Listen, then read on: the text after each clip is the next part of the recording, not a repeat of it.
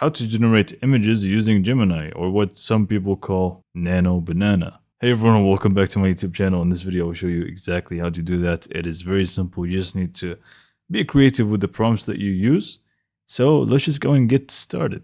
First, you will need to just go ahead and have your Google account ready because we want to go to gemini.google.com. So make sure you just go to this exact link, hit enter, and right away you're going to find yourself in this page. Make sure you're logged in. It's going to give you a prompt if you're not logged in to obviously sign in. So just go in and do that and you should be able to see this. So from here, what we wanted to do is just click on the tools section and we wanted to click on the banana icon or create images. Now from here, it's pretty much just going to be you and your imagination. So you can just go in and write whatever you feel like and it's just going to generate an image of that thing. So what I'm going to write here. So I just said generate a realistic image of a donut with bat wings flying over an erupting volcano. I'm not sure how that came into my mind, but I have it. And let's just go and see what turns out to, let's just see what it actually generates here for us. So it's just going to take a little bit of time.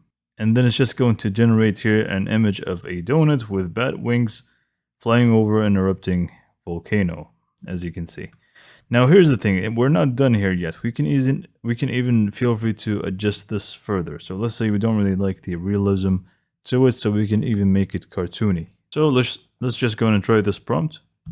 And as you can see, it's pretty much the same exact image, but it's going to be a little bit, you know, a different style or whatever you actually wanted to do with it. So I'm just going to give the donut spiky hair actually.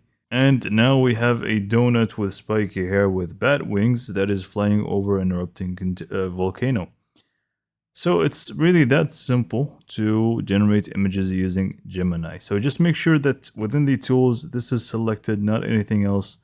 I mean, even if you don't have it selected, if you just type in generate an image, it's going to work, but it's going to be a lot better if you just keep this turned on, just so that it keeps adjusting the same image. And obviously, once you're happy with it, you simply just want to download full size from here and you have your image ready to go. So this is pretty much all there is to it for this video. Hopefully you found it to be informative. And for more information, subscribe to my YouTube channel and thank you for watching.